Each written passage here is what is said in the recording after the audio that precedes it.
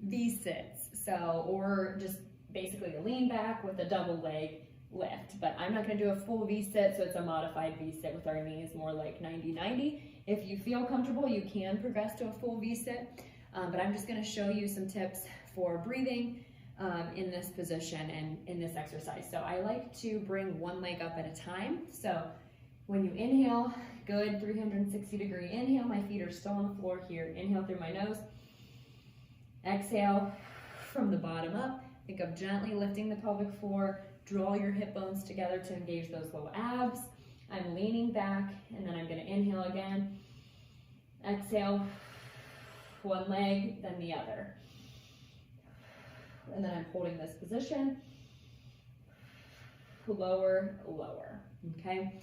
So I'm doing about one breath for each kind of set of that. So I kind of break it down to start, and then once you get better and you feel like you've got control over your core, everything feels good, you can do it a lot more smooth. But for here, I inhale, I exhale, I come back, inhale, exhale, lift, and then inhale, exhale, hold, and then inhale and relax down, okay?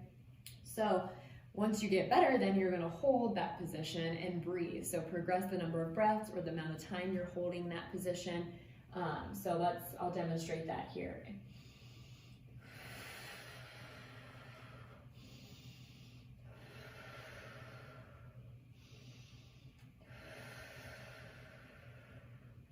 Okay, so I held for a couple breaths.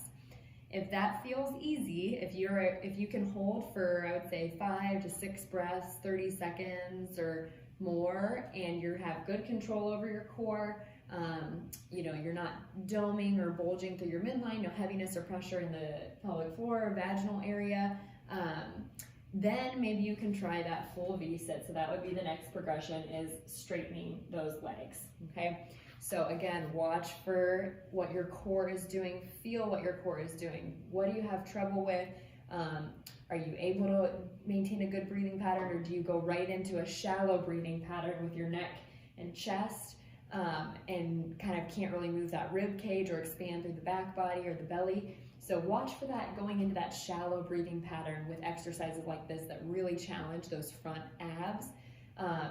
We want to watch out for going into that shallow breathing pattern, and also make sure that you are breathing, okay? So that's the biggest thing I see, is once we get into these positions that really challenge us, is we just go right to breath holding, okay? Either breath holding or that shallow breathing pattern. But to get the most out of this and to protect our core system, we need that deep breathing pattern. So rib cage expansion, pelvic floor lengthening on the inhale, coming back up on the exhale, okay? So make sure you keep that deep core engaged as well, not just those superficial rectus muscles. We want all of the muscles working here to do this exercise right and to protect our pelvic floor and core. So give that a try.